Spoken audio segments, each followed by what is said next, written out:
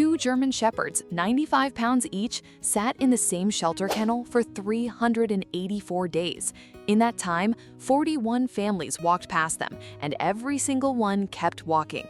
Too big, too much, too intimidating for an ordinary house.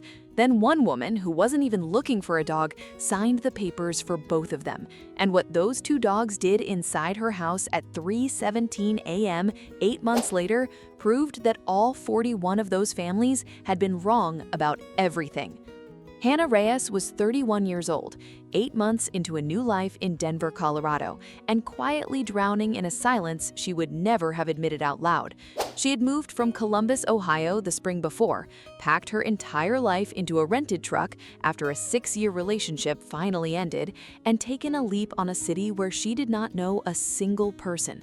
She worked from home as a freelance graphic designer, which meant her days were spent inside a small house near Washington Park, talking to clients through a screen and to almost no one in person. She told herself she liked it that way. She told herself that every single morning, drinking coffee alone at a kitchen counter built for a family she did not have. On a gray Saturday in October, Hannah drove down South Quebec Street to drop a box of old blankets at the Dumb Friends League. That was the entire plan. She was not adopting anything. She had a deadline, a half-empty fridge, and exactly 0 room in her life for 95 pounds of dog, let alone 190. But on her way out, she passed Kennel 9 and she stopped. 2 enormous German Shepherds sat pressed shoulder to shoulder against the back wall. The first was solid black, glossy and serious, with dark eyes that tracked her without his head ever moving. The second was a long-coated sable, all mahogany and gold, with a thick mane and the soft, worried face of a dog who had stopped expecting good news. Brothers, the card said, littermates, surrendered together when their elderly owner moved into assisted living, and the rest of the family decided 2 large dogs were more than anyone wanted to take on. I notice you're still here but haven't subscribed. That honestly hurts a little. Hit the button. What these two do at 3:17 is the reason I'm telling you this. They had been there 384 days. In that time, 41 families had come through. Every one of them slowed at Kennel 9, took in the sheer size of the 2 dogs, and moved on to something smaller. The shelter manager, a woman named Teresa, gave Hannah the honest version. They eat about 13 pounds of food a week between them. The vet bills on 2 dogs this size are not small, and nobody wants 2 at once. We tried listing them separately just to give them a chance. The black one, Ranger, stopped eating. The sable, Bear, howled for 3 days straight. They are a pair, and the pair is 190 pounds. Hannah crouched down outside the bars. Bear, the sable, looked away, as though he could not stand to watch another stranger leave. But Ranger, the black one, stood, walked to the front of the kennel, and pressed his huge head flat against the metal. He did not bark. He let out one low sound, barely a whine, the kind that is not a demand but a question. Please. Hannah signed for both of them 35 minutes later. The first week was chaos in the most literal sense. Ranger cleared her entire coffee table with one sweep of his tail inside the first 10 minutes. Bear sat down on the couch, and the cushions wheezed out from under him like a deflating raft. Together, the 2 of them weighed more than Hannah and her washing machine combined, and they had strong opinions about furniture. She bought them beds, 2 huge orthopedic ones, and arranged them in the living room. By 2 a.m., both beds sat empty. She found Ranger stretched across the full length of the couch, paws hanging off both ends, and Bear occupying 2/3 of her own bed with the calm confidence of a dog certain this had always been the arrangement. She tried to move him. Bear opened one eye, exhaled through his nose, and went back to sleep. The negotiation ended before it began. By the close of that week, she had lost her couch, most of her bed, and any hope of cooking dinner in peace. Bear had developed a particular strategy. Whenever he decided it was mealtime, he would pick up his empty steel bowl, carry it through the house, and set it down wherever Hannah happened to be standing, then stare at her until the message landed. Ranger was more dignified. He simply leaned the full weight of his body against her shins until standing up became a negotiation of its own. She started narrating her own days out loud just to fill the air, and somewhere in that first week, she realized the silence she had been drowning in was already gone. 3 weeks in, Hannah had her worst day since the move. A client she had been counting on, a contract meant to carry her clear through the winter, pulled out in a flat 2-line email. She did not cry. She closed the laptop and sat at the counter, hollowed out, doing the math on a city she had moved to alone for work that was already slipping through her fingers. Then she felt the cushions shift behind her. She turned to find Bear, all 95 pounds of him, attempting with absolute sincerity to climb into her lap like a French bulldog.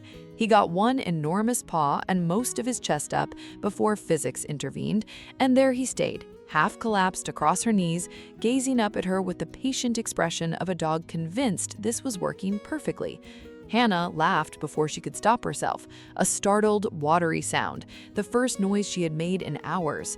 Ranger crossed the room and pressed his whole weight into her side, anchoring her the way he always did. The contract was still gone, but somehow the math no longer felt impossible, and the house, for the first time that whole day, did not feel empty. After that night, a routine assembled itself around the three of them. Every morning at 6:42 p.m., Bear would plant himself outside her bedroom door and groan, a long, dramatic, full-body groan that announced the day was beginning whether Hannah agreed or not. Ranger had a quieter ritual. Every single night before he would lie down, he walked a slow lap of the entire house, the front door, the kitchen, the hallway, the back window, as though some part of him needed to know every corner was accounted for before he could rest. Hannah called it his rounds. She thought it was sweet. She had no idea, yet, what it was really for. They took over everything. Her work calls now had 2 German shepherds breathing somewhere in frame. Her grocery bill climbed by nearly half. Her heating bill barely moved at all because 190 pounds of dog warmed a small house better than anything with a thermostat. She had not lived alone in months, and she could no longer quite remember wanting to. Stories like theirs are the reason I keep telling these, and the part of Hannah's story she never saw coming was already on its way. Denver winters are long, and by January, the furnace in Hannah's rented house ran almost without stopping. It was an old unit, original to the house, and she had meant to have it serviced and simply never gotten around to it. For 2 nights running, Ranger had been off. He lingered by the kitchen vent on his nightly rounds, sniffed at the floor register, and would not settle on the couch like he always had. Hannah noticed it the way you notice something you have no framework to understand, and waved it off. He's just restless, she told herself. Big dogs get restless in the cold. If something about this is already tightening in your chest, then you understand it better than she did that night. At 3:17 a.m. on a Thursday in late January, Hannah woke to both dogs frantic. It was relentless, wrong. Ranger had his front paws on the edge of her bed, dragging at her blanket with his teeth. Bear stood in the doorway barking, circling, coming back. Hannah sat up and the room tilted hard. Her head was pounding, a sick pressure behind her eyes, and the words she tried to say came out slurred. Ranger would not let her lie back down. Each time she sagged toward the pillow, he barked in her face and pulled at her arm. Bear herded her, pressing his body into her legs, steering her down the dark hallway to the front door. She wrestled it open. The January cold hit her like a slap, and the fog behind her eyes slowly began to lift.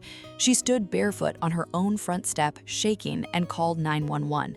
The fire department arrived in 11 minutes. They went in with a meter and came back with a reading that changed the lead firefighter's face. Carbon monoxide, dangerous levels, climbing all night, leaking from a cracked heat exchanger in a furnace that should have been replaced years ago. Odorless, colorless, the kind of thing a person sleeps straight through and never wakes from. He looked at the 2 dogs in the frozen yard, eyes locked on Hannah, and put it plainly. If they had not woken you, he said, you would not have woken up at all. Hannah sat in the back of the ambulance with an oxygen mask over her face, and Ranger and Bear refused to be more than 3 feet from the open doors. The same 190 pounds nobody had been willing to take. They were the entire reason she was sitting there, breathing at all. Today, Ranger and Bear are 5, and they still own the couch and the better half of the bed. There is a carbon monoxide detector in every room now, though Hannah trusts the one with 4 legs and a black coat more than any device on the wall. The older man 2 doors down, who used to cross the street when he saw the 2 shepherds coming, knocked one evening to ask if it was true. When Hannah told him, he went quiet. Then he said, "I had them all wrong." Most people do. When a dog will not settle, when it frets over something you cannot see or smell or name, do not wave it away. There is almost always a reason. They carry senses we traded off a long time ago, and they live in a world we only half perceive. Trust them. And if you are ever thinking of opening your home to one, learn first and prepare well, because the ones the world calls too much are, more often than not, exactly enough. Because Hannah did not rescue Ranger and Bear from that kennel. In the end, they rescued her. Would you have taken home 2 95-pound dogs that 41 families had already refused? Or would you have walked past Kennel 9 like everyone else? Tell me in the comments.